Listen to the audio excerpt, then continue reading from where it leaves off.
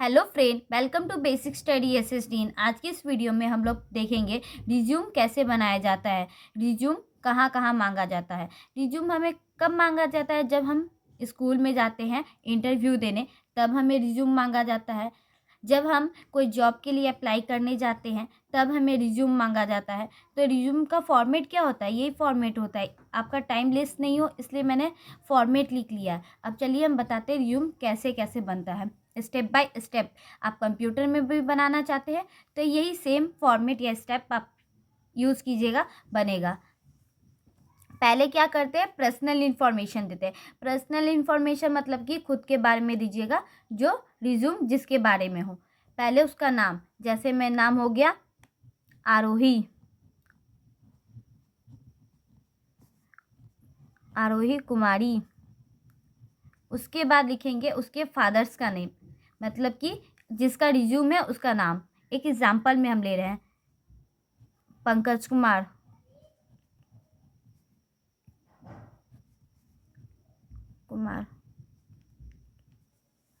उसके बाद क्या लिखेंगे? एड्रेस। एड्रेस में लिखेंगे विलेज, जो उसका विलेज है। ये आरोही, जो एग्जाम्पल में आरोही जिसका भी रिज्यूम है उसके बारे में बता रहे हैं। अपना एड्रेस लिखिएगा। पीओ मतलब पोस्ट ऑफिस लिखिएगा, डाकघर। पीएस मतलब कि पुलिस स्टेशन लिखिएगा। उसके बाद लिखेंगे हम डिस्ट्रिक्ट।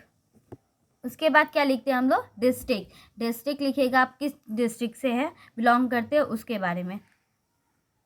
उसके बाद क्या लिखेंगे? Contact number. कॉन्टैक्ट नंबर में हो गया 91। उसके बाद जो कॉन्टैक्ट नंबर होगा वो यहाँ पे आप फिल कर दीजिएगा, आपका जो कॉन्टैक्ट नंबर होगा। फिर ईमेल आईडी लिखिएगा। आपका जो ईमेल आईडी होगा वो पंकज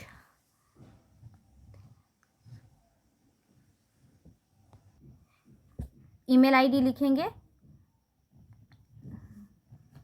gmail.com।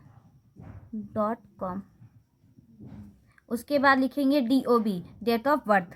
हमारा जो डेट ऑफ बर्थ है वो लिखेंगे 12 जुलाई 2001। उसके बाद लिखेंगे जेंडर, जिस जेंडर हमारा जो फीमेल है या मेल है जो हम होंगे वो लिखेंगे।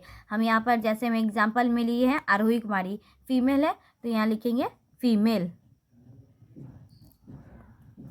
उसके बाद लिखेंगे मैट्रियल स्टेटस, मतलब कि मैट्रियल स्टेटस क्या है, आप शादीशुदा है कि शादीशुदा नहीं है। आप मैरिड है तो लिखिएगा मैरिड, या शादीशुदा नहीं है तो आप लिखिएगा अनमैरिड। बट कोई एक ही लिखिएगा, हमें बताने के लिए आपको लिखे शादीशुदा होगा तो मैरिड लिखिएगा, नहीं शादीशुदा होगा तो आप अनमैरिड लिख सकते हैं। उसके बाद क्या लिखेंगे? एकेडमिक क्वालिफिकेशन, मतलब कि आपका क्वालिफिकेशन क्या है। रिज्यूम लिख रहे हैं इसलिए हमें सब कुछ बताना होता है कि हम क्या कर रहे हैं, क्या नहीं, क्या चीज़ किस में कितना नंबर आया है, कौन से डिवीज़न से पास किए, सब कुछ। टेंथ में लिखिएगा आप कौन से बोर्ड से पास किए हैं। CBSE तो लिखिएगा CBSE।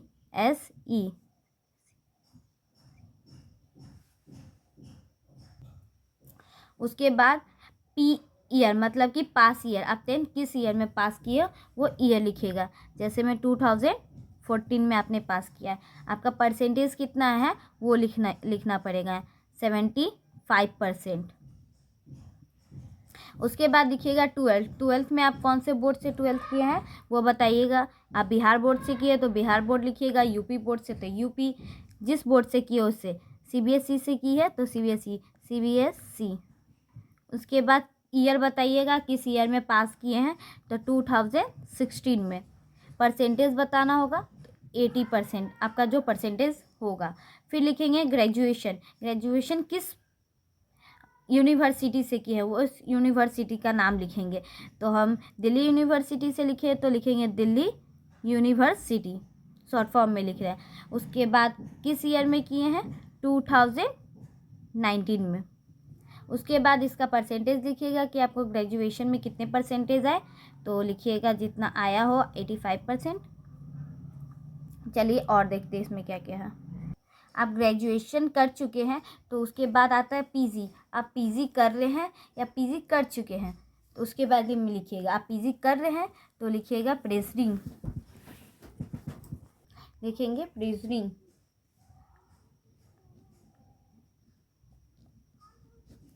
आप कर रहे हैं पीजी तब। अब उसके बाद लिखेंगे अदर क्वालिफिकेशन। आप पीजी कर लिए हैं या पीजी कर चुके हैं, उसके बाद और भी क्वालिफिकेशन आपके अंदर होगा तो वो बताइएगा क्या क्या।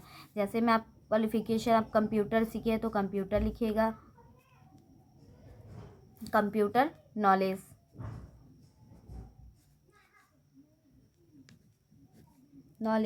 उसके बाद आपने टैली किया है तो टैली लिखिएगा। कंप्यूटर टाइपिंग सीखे तो लिखिएगा कंप्यूटर टाइपिंग।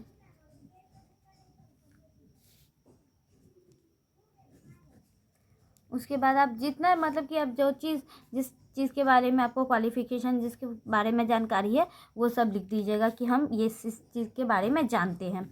फिर लिखिएगा लैंग्वेज नॉलेज। आपको कौन सी लैंग्वेज आती है, तो आपको जो भी लैंग्वेज जितनी भी आती है वो लिख दीजिएगा। हिंदी आती हो तो हिंदी, इंग्लिश और संस्कृत, जितनी भी लैंग्वेज आपको आती होगी उतनी लिखिएगा। उसके बाद वर्क एक्सपीरियंस। आप वर्क में मतलब कि जहाँ जा रहे हैं आपको किसी चीज़ का वर्क का नॉलेज है कि नहीं, क्या नॉलेज है। टीचिंग लाइन में जा रहे तो आपको टीचिंग कैसे टीचिंग किया जाता है, पढ़ाया कैसे जाता है, उसका एक्सपीरियंस है तो आप बताइए। आप नहीं जानते या फर्स्ट टाइम रिज्यूम दे रहे हैं, किसी जगह फर्स्ट टाइम वर्क के लिए जा रहे हैं, तो आप क्या कीजिएगा, लिखिएगा फ्रेशर। फ्रेशर मतलब क्या होता है कि नए एकदम नया हो, कि हम कभी जॉब नहीं की है, स्टार्टिंग है, मैं फर्स्ट टाइम जा रहे हैं, इसलिए हमको कोई वर्क का एक्सपीरियंस नहीं है। आई होप इस वीडियो में आपने रिज्यूम बनाना सीख गए हों। इस चैनल पे आप नए हैं तो सब्सक्राइब कीजिएगा, लाइक कीजिएगा। Thank you watching my video.